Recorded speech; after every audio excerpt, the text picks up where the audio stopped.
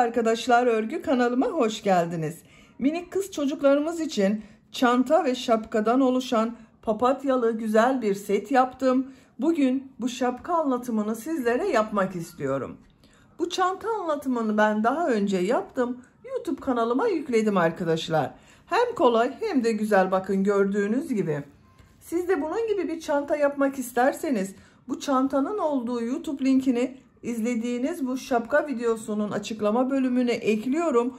Veya YouTube'dan Ece'nin Örgüleri kanalından papatyalı çanta diye aratabilirsiniz. Bakın.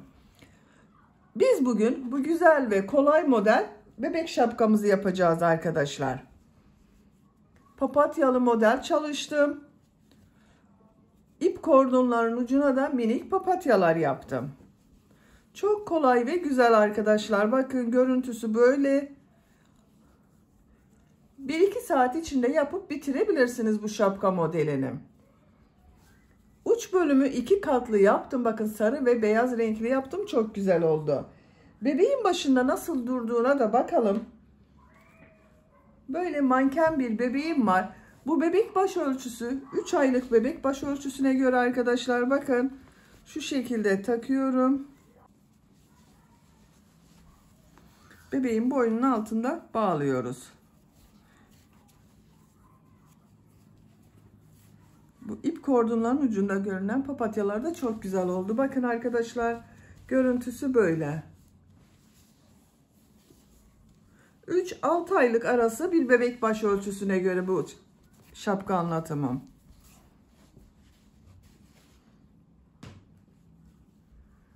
Şapka örgüsüne ilk önce sihirli halka içine trabzan yaparak başlıyoruz. Papatya görünümü veriyoruz. Bu şapka örgüsünde iplik olarak beyaz renkli iplik kullandım arkadaşlar.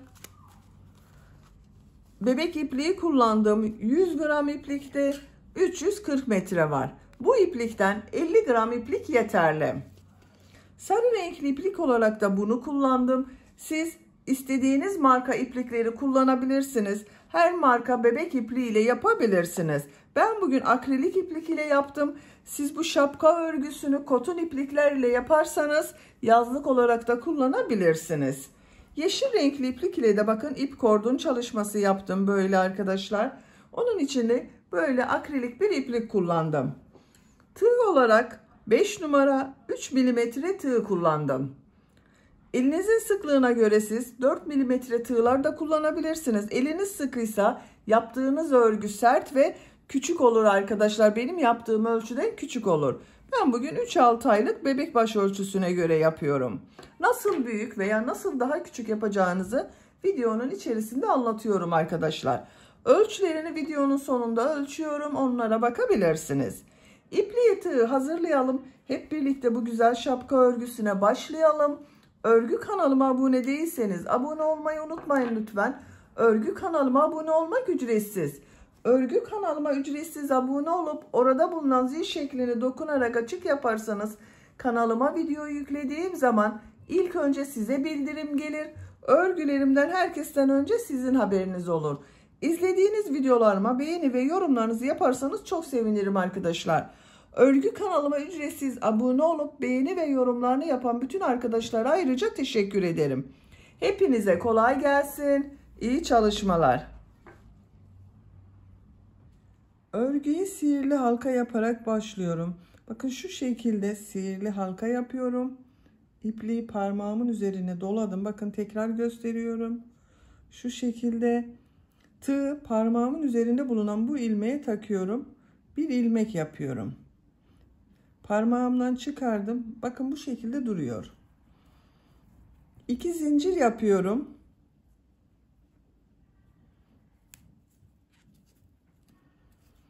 Tığ üzerine iplik alıyorum. Bu sihirli halka içine 12 trabzan yapıyorum. 1 2 3 4 5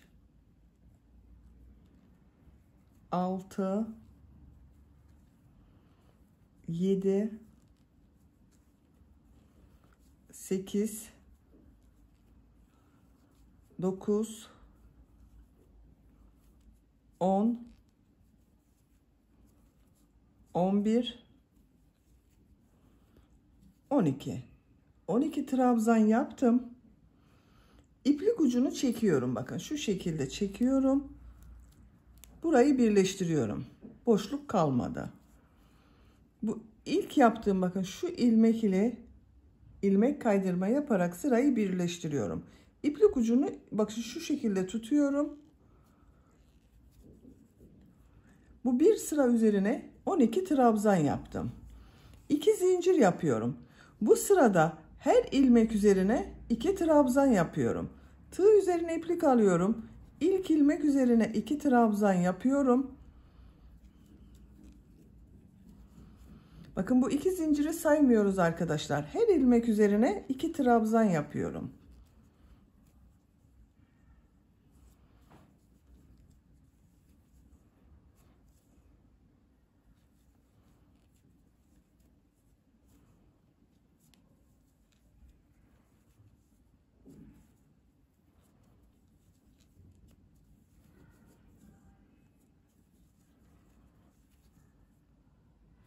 Sıra sonuna kadar devam edelim. Sıra sonuna kadar tamamladım. Bu sırada her ilmek üzerine 2 trabzan yaptım. Son ilmeğe de 2 trabzan yaptım. Bu ilmek ile bakın arkadaşlar, 2 zincir yaptığım ilmek ile değil, burada yaptığım trabzan ilmeği ile ilmek kaydırma yaparak sırayı birleştiriyorum. Bu bir sıra üzerinde 24 trabzan oldu. 3. sıradayım. 2 zincir yapıyorum. Tığ üzerine iplik alıyorum. Bu sırada bir çift bir tek, bir çift bir tek trabzan yapıyorum. İlk ilmek üzerine 2 trabzan yapıyorum.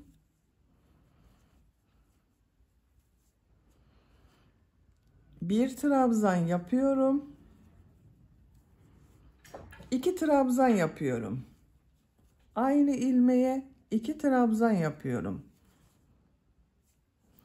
Bir trabzan yapıyorum. Bu ilmeğe 2 trabzan yapıyorum.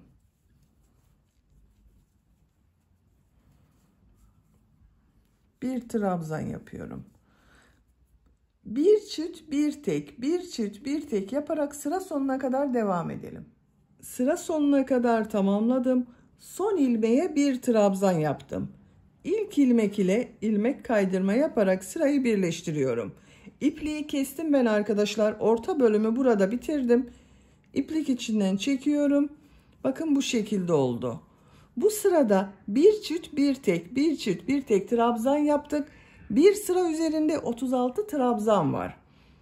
Orta bölümü bitirdim. Şimdi beyaz renkli iplik ile papatyanın yaprak bölümlerini yapıyorum. Bu ilmekten ilmek yapıyorum. Bakın beyaz renkli iplik ile ilmek yaptım. Sağlamlaştırdım. 2 zincir yapıyorum. Tığ üzerine iplik alıyorum. Aynı ilmek içine 2 trabzan yapıyorum. Bu sırada bir çift iki tek, bir çift iki tek trabzan yapıyorum. Bakın 2 trabzan yaptım. 2 ilmeğe birer trabzan yapıyorum. İplik ucunu içinde tutuyorum. 1 2 Üçüncü ilmeğe 2 trabzan yapıyorum. 1 bakın aynı ilmek içine yapıyorum. 2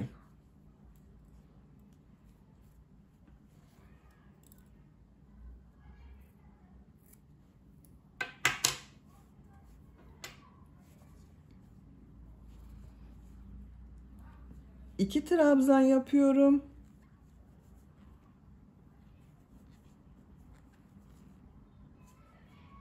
Aynı ilmeğe 2 trabzan yapıyorum.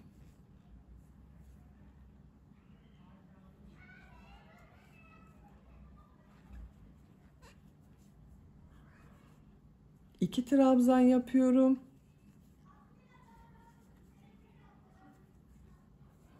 Üçüncü ilmeğe 2 trabzan yapıyorum. Bir çift iki tek trabzan yapıyoruz arkadaşlar. Sıra sonuna kadar devam edelim. İki tek bir çift trabzan yaparak sıra sonuna kadar tamamladım. Sıra sonunda iki trabzan yaptım arkadaşlar. İlmek kaydırma yaparak bakın bu ilk yaptığım trabzan ile birleştiriyorum. Bu bir sıra üzerinde 48 trabzan oldu. Bu sırada bir trabzanı boşluktan alıp trabzan yapacağız. Arttırmalara devam edeceğiz. 2 zincir yapıyorum. Bakın bu 2 zincir bir trabzan oluyor. İlk trabzanı boşluktan alıyorum. Bakın şu şekilde tığ trabzan boşluğuna takıyorum. İlmek alıp çıkarıyorum. Biraz uzun yapıyorum. Bu şekilde trabzan yaptım. Tığ üzerine iplik alıyorum. Bir trabzan yapıyorum. İkinci ilmeğe 2 trabzan yapıyorum. 1 2. Bakın bir trabzan yaptım. İkinci ilmeğe 2 trabzan yaptım. Bu trabzanı boşluktan alıyorum. Trabzan yapıyorum. Arada arttırmayla birlikte bakın 1 2 3 trabzan oldu. Bir trabzan yapıyorum. Bu ilmeğe 2 trabzan yapıyorum.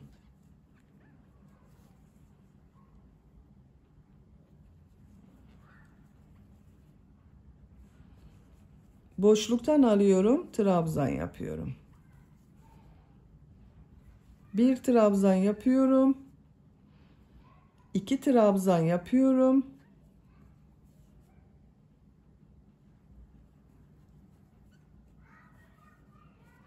Boşluktan alıyorum, trabzan yapıyorum. Bakın bu şekilde arkadaşlar. Bir trabzanı boşluktan alıp trabzan yapıyoruz. Bir ilmeğe bir trabzan, ikinci ilmeğe 2 trabzan yapıyoruz.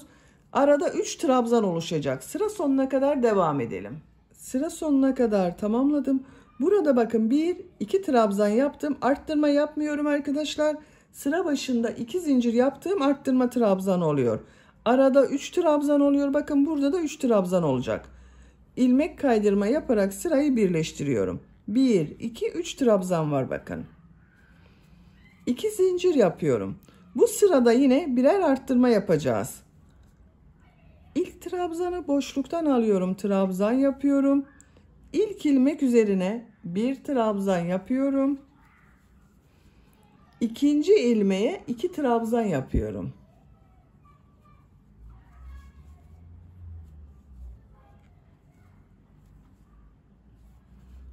Bu ilmeğe bir trabzan yapıyorum. 1 2 3 4 trabzan oldu. Bu trabzanı boşluktan alıyorum, trabzan yapıyorum. Bir trabzan yapıyorum.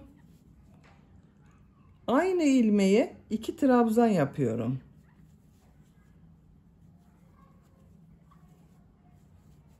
Bir trabzan yapıyorum. Boşluktan alıyorum, trabzan yapıyorum. Bakın bu sırada arada 4 trabzan oluyor. Sıra sonuna kadar devam edelim. Sıra sonuna kadar tamamladım. Son ilmeğe 2 trabzan yaptım. İlmek kaydırma yaparak sırayı birleştiriyorum. Bakın bu sırada da 1 2 3 bu 2 zincirle birlikte 4 trabzan oldu arkadaşlar. Bu iki model arasında bakın 4'er trabzan yaptık. 2 zincir yapıyorum. Tığ üzerine iplik alıyorum. Bu ilk trabzanı boşluktan alıyorum, trabzan yapıyorum. 2 trabzan üzerine birer defa trabzan yapıyorum. Üçüncü ilmeğe 2 trabzan yapıyorum.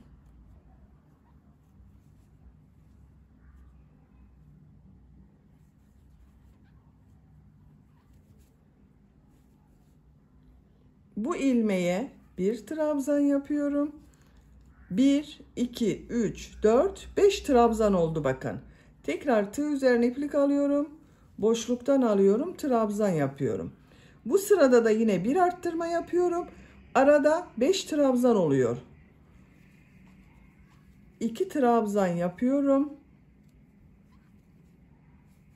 3. ilmeğe 2 trabzan yapıyorum.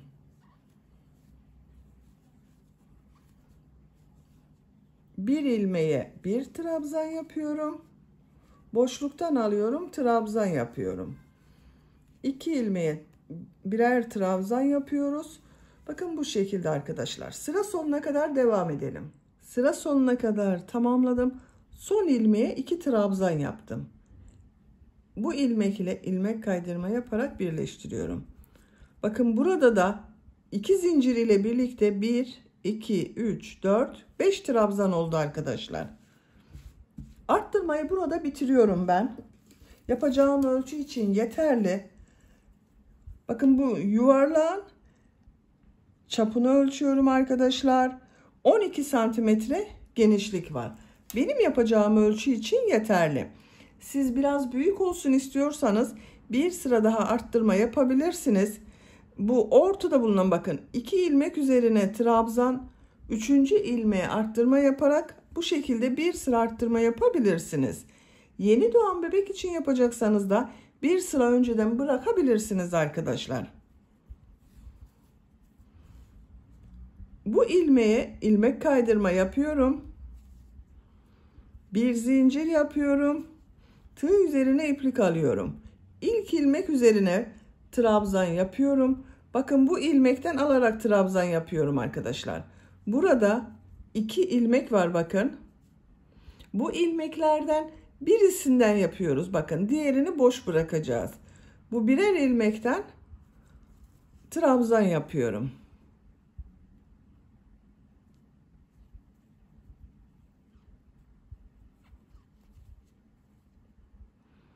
Bu ilmeğe bakın 2 trabzan yapıyorum.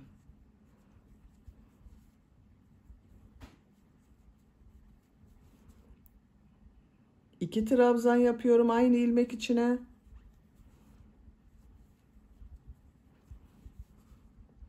Aynı ilmeğe 2 trabzan yapıyorum. Bir ilmek kaldı. Buna bir trabzan yapıyorum. İlk ilmeğe bir trabzan yaptım. 1, 2, 3 ilmeğe 2 trabzan yaptım. Son ilmeğe yine bir trabzan yaptım. Bir zincir yapıyorum. Bu boşluktan alarak yaptığım trabzana ilmek kaydırma yapıyorum. Bir zincir yapıyorum. Bir trabzan yapıyorum. 3 ilmeğe ikişer trabzan yapıyorum.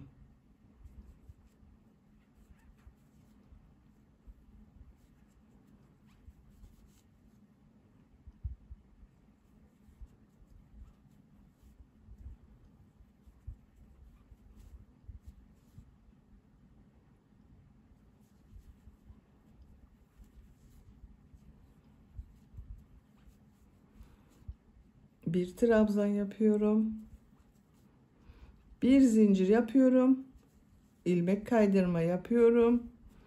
Bir zincir yapıyorum. Bir trabzan yapıyorum. Bakın arkadaşlar, görüntüsü bu şekilde oldu.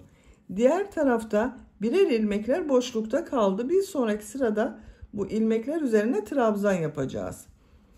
Kaç yaprak olduğunu saymayı unuttum. 1, 2, 3, 4, 5, 6, 7, 8, 9, 10, 11, 12, 13, 14, 15, 16 yaprak olacak arkadaşlar. Bunun hepsinin üzerinden bu şekilde yapmayacağız. Bebeğin boynuna gelecek olan yerde bakın bunları boş bırakacağız. 1, 2, 3, 4 yaprağı boş bırakıyorum. Bu geride kalan 12 model üzerine bunu yaptığımız gibi devam ediyoruz. 12 model tamamladım. En son ilmek kaydırma yaptım. Bakın arkadaşlar 1, 2, 3, 4, 5, 6, 7, 8, 9, 10, 11, 12. Burada 1, 2, 3, 4 modeli boş bıraktım. Burası bebeğin boynuna gelecek olan yer. Diğer yerlere trabzan yapıyorum. Trabzanı bakın örgünün ters tarafından yapacağız arkadaşlar. İlmek kaydırma yaparak bakın burada bulunan ilmeğe geçiş yapıyorum. Örgüyü çeviriyorum. 2 zincir yapıyorum. Burada boş kalan ilmekler vardı bakın trabzan yaparken. Bu sırada da bu ilmeklere trabzan yapacağız. Her ilmek üzerine trabzan yapacağız. Tığ üzerine iplik alıyorum. İlk ilmeği bakın şu şekilde alıyorum, trabzan yapıyorum. İlmeği alıyorum, trabzan yapıyorum. Her ilmek üzerine bir trabzan yapıyorum. Artık arttırma yapmıyoruz.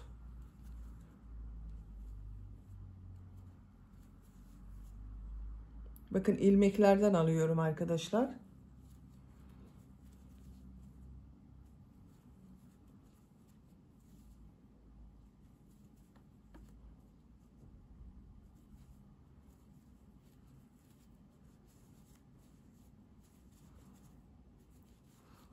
Buraya kadar devam edelim.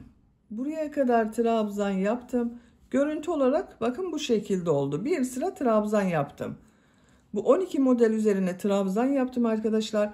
Bu 2 zincir ile birlikte toplam 74 trabzan var. Siz daha büyük yapıyorsanız bu sayı daha fazla olacaktır arkadaşlar. Bu trabzan sayısı şimdi model yerleştireceğiz. Model yerleştirirken bir trabzan burada fazla kalacak, bir trabzan burada fazla kalacak. Bir zincir yapıyorum. Örgüyü çeviriyorum. İlk ilmek üzerine trabzan yapıyorum. Tığ üzerine iplik alıyorum. Bu ilk trabzanı bakın. Burası devam ediyor. Boşluktan alıyorum. Trabzan yapıyorum. 5 ilmek üzerine trabzan yapıyorum.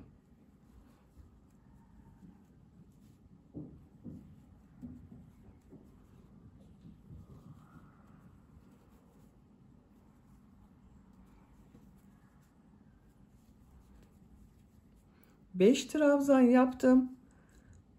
Bu trabzanı boşluktan alıyorum. Trabzan yapıyorum. 5 ilmeğe trabzan yapıyorum.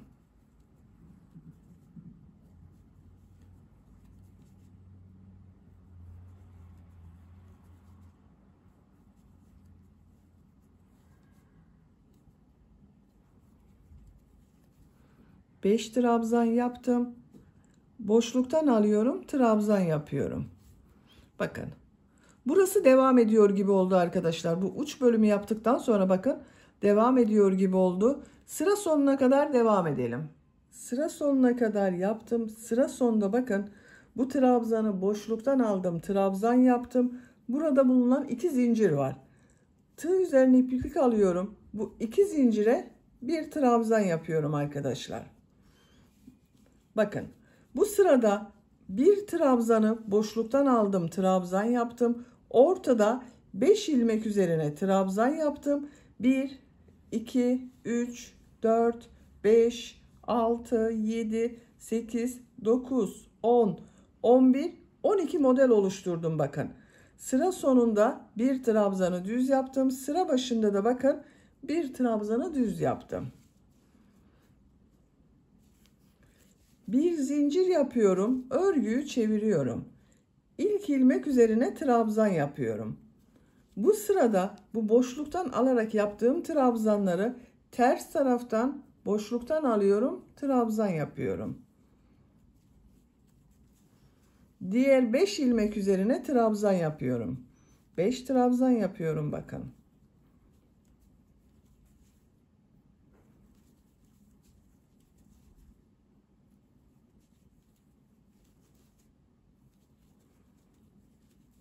Beş trabzan yaptım. Boşluktan alarak yaptığım trabzanı ters taraftan bakın tığı boşluğa takıyorum. Trabzan yapıyorum. 5 trabzan yapıyorum.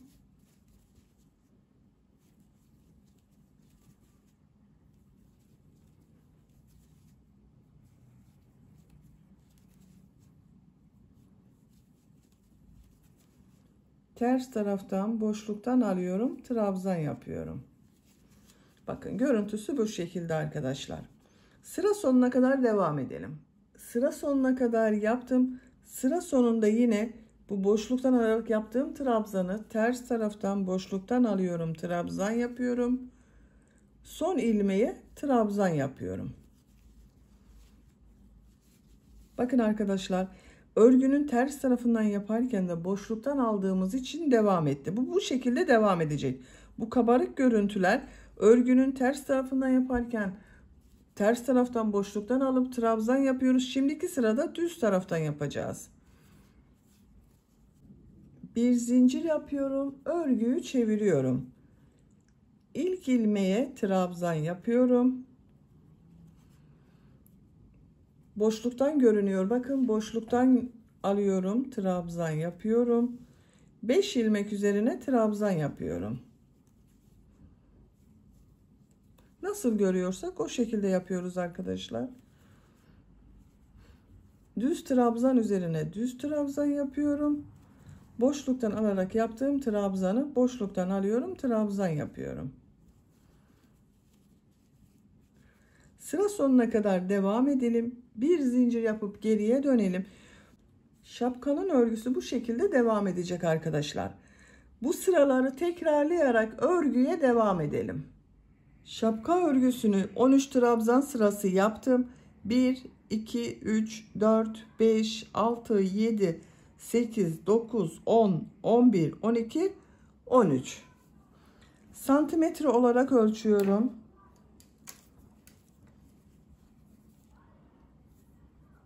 10 santimetre trabzan sırası yaptım arkadaşlar. Benim yapacağım ölçü için bu yükseklik yeterli. Burada bitirmiyorum. Uç bölüme devam ediyorum. Bakın, en son trabzan yaptım. Bir zincir yapıyorum. Örgüyü çeviriyorum. İlk ilmeğe sık iğne yapıyorum. Burada yaptığımız gibi uç bölüm yapacağız arkadaşlar. Burada yaptığım modelleri üçlü trabzan şeklinde yapacağız ama. Bakın, bu boşluktan alarak yaptığım trabzan var. Burada 2 ilmek var. Bu 2 ilmekten buradaki ilmeğe yapıyorum. Bakın, ikinci ilmeklere yapıyorum. Bu ilmeklere yapmıyorum. Bu ilmekler üzerine yapıyorum. İlmek kaydırma yapıyorum. Bakın, ilmek kaydırma yaptım. Boşluktan alarak yaptığım trabzan üzeri. Bir zincir yapıyorum. Tığ üzerine iplik alıyorum. Bu ilmek içine 2 üçlü trabzan yapıyorum. İlmek aldım. Bakın, tığ üzerinde 3 ilmek var. Bir ilmekten çıkardım. 2 ilmekten çıkardım. 2 ilmekten çıkardım. 3 defa da yaptım. Tekrar gösteriyorum.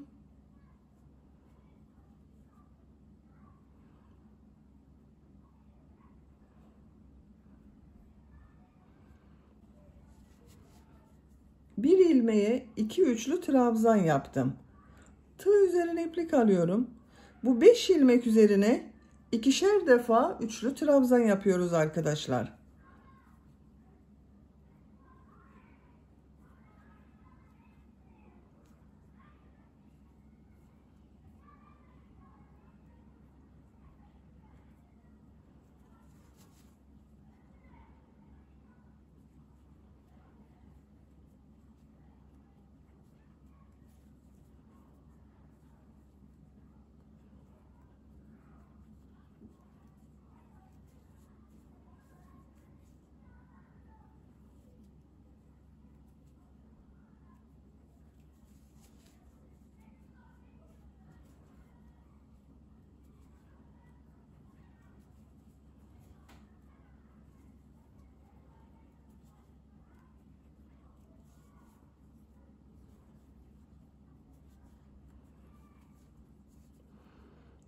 Bir, 2, 3, 4, 5 ilmek üzerine ikişer tane üçlü trabzan yaptım. Bir zincir yapıyorum. Bakın, bu boşluktan alarak yaptığım trabzanın yine bir ilmekten alarak bu ilmeğe ilmek kaydırma yapıyorum. Bir zincir yapıyorum. Burada bulunan 5 ilmek üzerine ikişer defa üçlü trabzan yapıyoruz.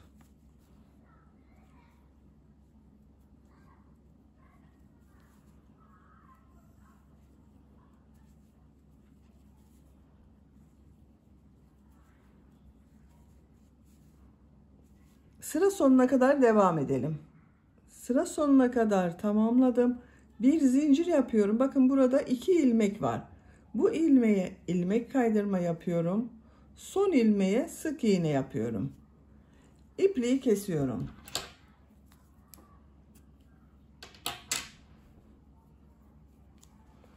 Bakın. Dalgalı bir görüntü elde ettik. Şimdi de bu aynısını sarı renkli iplik ile yapıyorum. Ama bu sarı renkli iplik ile burada yaptığımız gibi ilk ilmeğe bir trabzan, 3 ilmeğe ikişer trabzan yapıyorum. Buradan başlıyorum. İpliği bağlıyorum.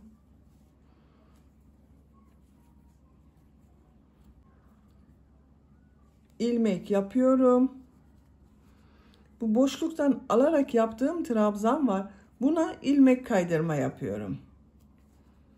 Bir zincir yapıyorum. İlk ilmeğe bir trabzan yapıyorum. Burada bulunan 3 ilmek üzerine ikişer defa trabzan yapıyorum. Her ilmek üzerine 2 trabzan yapıyorum.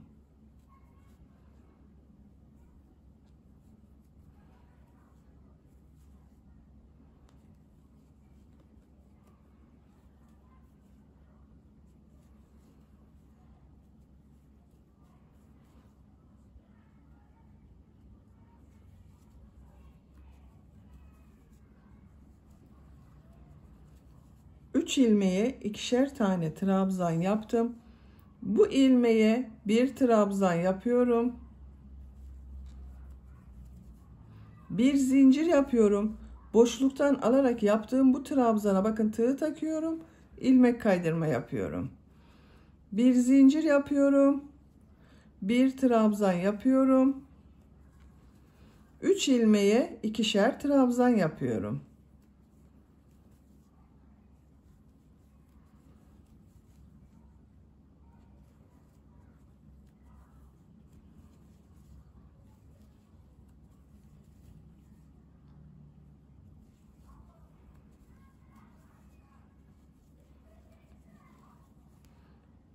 Bir trabzan yapıyorum. Bir zincir yapıyorum. Boşluktan alarak ilmek kaydırma yapıyorum. Bir zincir yapıyorum. Bir trabzan yapıyorum. Bakın bu şekilde arkadaşlar. Sıra sonuna kadar devam edelim. Sıra sonuna kadar tamamladım. Son trabzanı yaptım bakın. Bir zincir yapıyorum. İlmek kaydırma yapıyorum. Burada sarı renkli ipliği keseceğiz arkadaşlar. Şu şekilde yapıyorum bakın. Kesiyorum.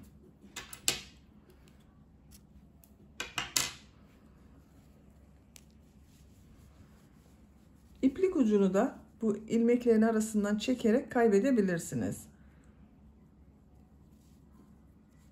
Bu da çok soruluyor yorumlarda. Bakın şu şekilde tek tek çekebilirsiniz.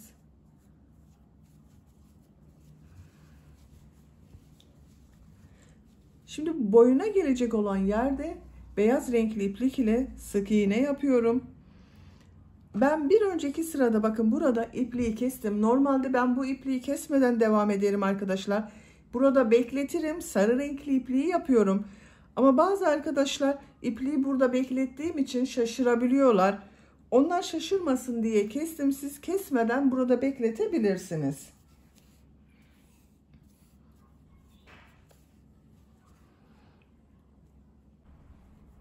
Beyaz renkli iplik ile bir ilmek yapıyorum.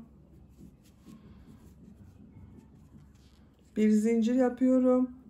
Sık iğne yapıyorum. Sık iğne yapıyorum. Trabzan sıralarına birer sık iğne yapıyorum arkadaşlar.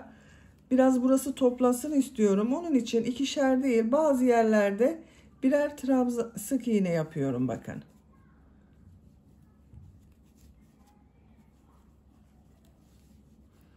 İlmekler üzerine de birer defa sık iğne yapacağız. Buraya kadar devam edelim. Buraya kadar bakın her trabzan sırasına bir sık iğne yaptım. Bu ilk ilmeğe sık iğne yapıyorum. sık iğne yaparak devam ediyorum. Sıra sonuna kadar devam edelim. Sıra sonuna kadar bakın boyun çevresinde bir sıra sık iğne yaptım. 2 zincir yapıyorum, örgüyü çeviriyorum. Her ilmek üzerine bir trabzan yapıyorum.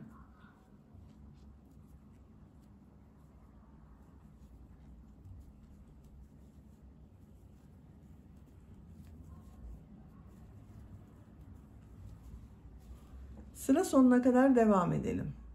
Sıra sonuna kadar trabzan yaptım. Bu ilmeği ilmek kaydırma yaparak bitiriyorum arkadaşlar. İpliği kesiyorum.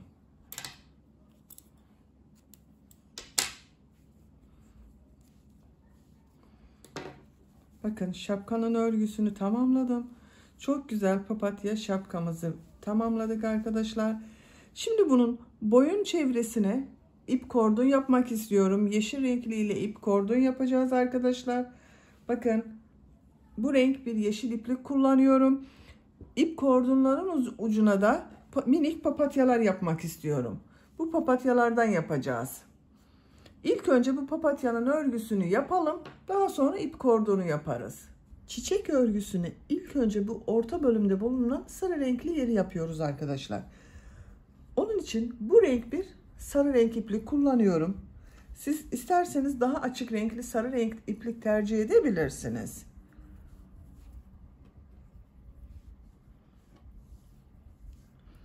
Sihirli halka yapıyorum. Bakın şu şekilde parmağımın üzerine doladım. Bu doladığım ilmekten ilmek yapıyorum. Sihirli halkayı oluşturdum. Bir zincir yapıyorum. Sihirli halka içine 8 sık iğne yapıyorum. Bakın şu şekilde ilmek alıyorum. Bir defa da çıkarıyorum. İlmek alıyorum. Tığ üzerinde 2 ilmek var. Bir defa da çekiyorum bakın. 2 3 4 5 6 7 8 sık iğne yaptım. İplik ucunu çekiyorum. Bakın burayı birleştirdim. İlmek kaydırma yaparak birleştiriyorum. Bakın ilk yaptığım bu sık iğnenin üzerine tığ takıyorum. Bu ipliği de üste alıyorum. Bakın şu şekilde iplik aldım, çektim. Tığ üzerinde bulunan ilmekten de çektim. İlmek kaydırma yaparak burayı birleştirdim. Bir zincir yapıyorum. Tekrar bu 8 ilmek üzerine birer defa sık iğne yapıyorum. 1 2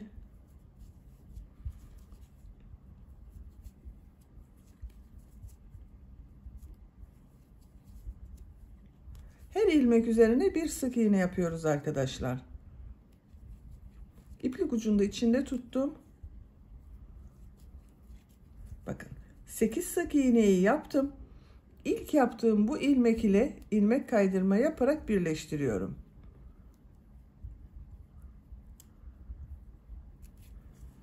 Arttırma yapmadığımız için bakın bu şekilde bir görüntü elde ettik. İpliği kesiyorum.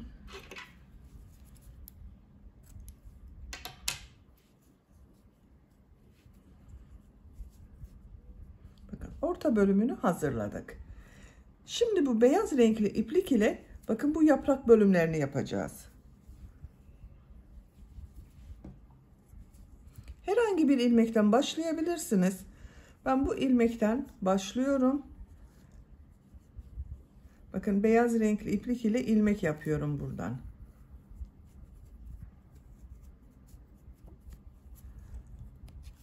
Bir zincir yaptım, sağlamlaştırdım. 3 zincir yapıyorum. 1 2 3. Tığ üzerine 2 defa iplik doluyorum. Aynı ilmeğe 2 üçlü trabzan yapıyorum.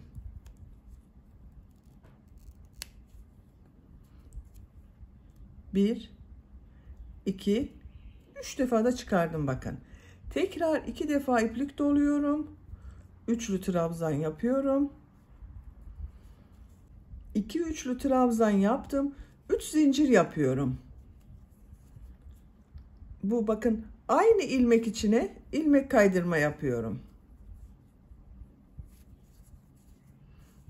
Şu iplik uçlarını kesiyorum.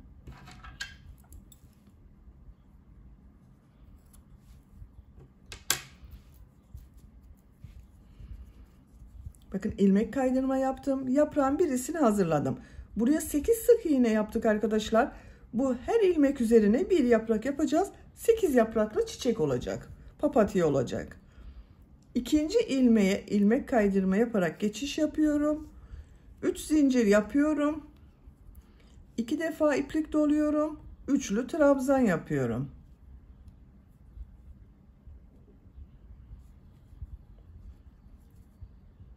Aynı ilmeğe bir üçlü trabzan daha yapıyorum. 3 zincir yapıyorum. Aynı ilmeğe ilmek kaydırma yapıyorum.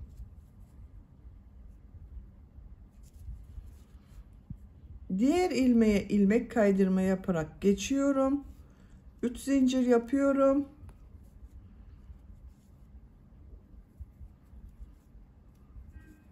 Üçlü trabzan yapıyorum.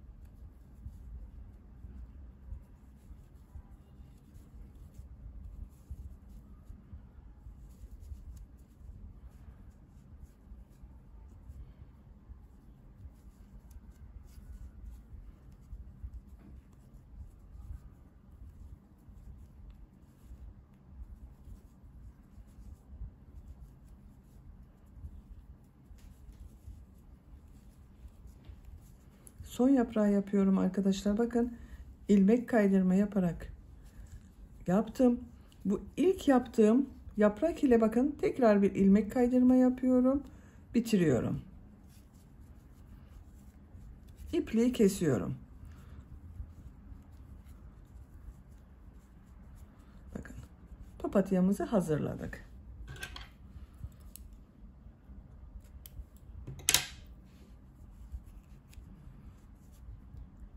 Bakın bu şekilde oldu. Çok güzel oldu. Çiçeği hazırladık. Şimdi bu çiçeğe ip kordon yapacağız.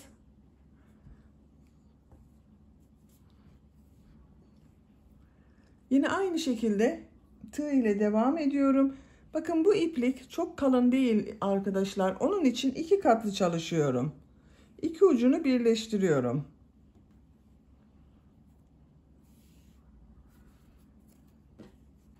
Bu ilmek kaydırma yaptığım bakın buradan bir ilmek yapıyorum yeşil renkli iplik ile.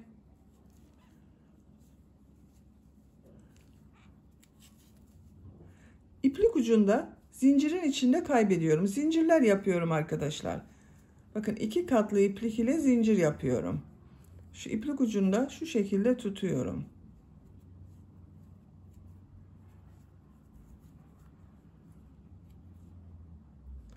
Zincir yaparak devam edelim. Zincir örgüsünü tamamladım. Bakın bu şekilde oldu arkadaşlar. Bu uca tekrar bunun gibi bir papatya çiçeği takacağız. Onu takmadan önce bu şapkanın çevresinden geçireceğiz arkadaşlar. Kaç santimetre yaptığımı ölçüyorum. Bu zincir uzunluğu tercihinize göre daha uzun veya daha kısa da yapabilirsiniz.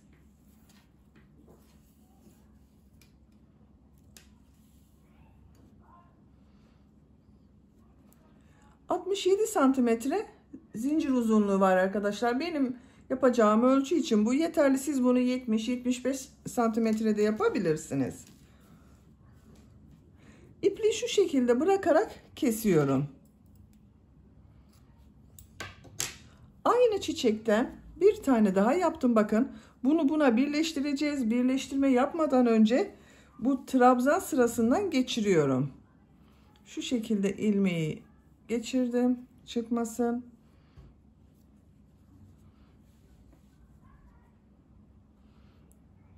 Bakın arkadaşlar. Tığ şöyle 2 trabzan üstte kalacak şekilde taktım. İçinden çekiyorum.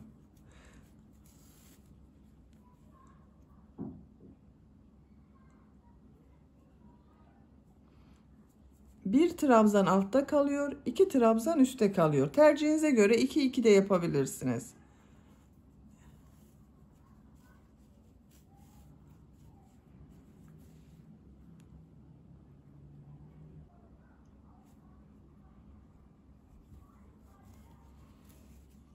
Bakın böyle oluyor.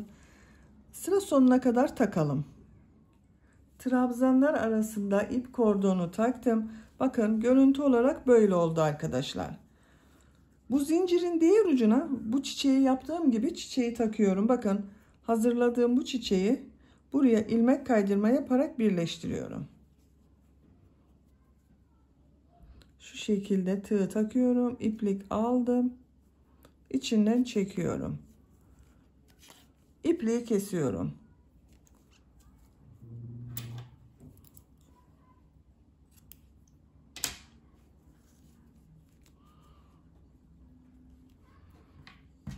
Bakın çok güzel oldu. Minik papatyaları ucuna taktık. Şapka artık kullanımı hazır. Bebeğin başına giydirdikten sonra şu şekilde bakın papatyalı şapkamız hazır arkadaşlar. Bu ip kordonun uzunluğunu siz tercihinize göre daha uzun veya daha kısa yapabilirsiniz. Bitmiş olarak size ölçülerini söylüyorum. Şapkanın burada baş yüksekliğini ölçüyorum. 17 santimetre. Genişliğini ölçüyorum. 18 santimetre. 3 aylık bebek için yaptım ben bugün bu şapkayı arkadaşlar. Bakın çok güzel oldu. Beni dinlediğiniz ve izlediğiniz için hepinize çok teşekkür ederim. Örgü kanalıma abone değilseniz abone olmayı unutmayın lütfen. Örgü kanalıma abone olmak ücretsiz. Örgü kanalıma ücretsiz abone olup orada bulunan zil şeklini dokunarak açık yaparsanız kanalıma video yüklediğim zaman ilk önce size bildirim gelir. Örgülerimden herkesten önce sizin haberiniz olur. İzlediğiniz videolarıma beğeni ve yorumlarınızı yaparsanız çok sevinirim arkadaşlar. Sizlerle yeni örgülerde görüşmek dileğiyle. Hoşça kalın, sevgiyle kalın.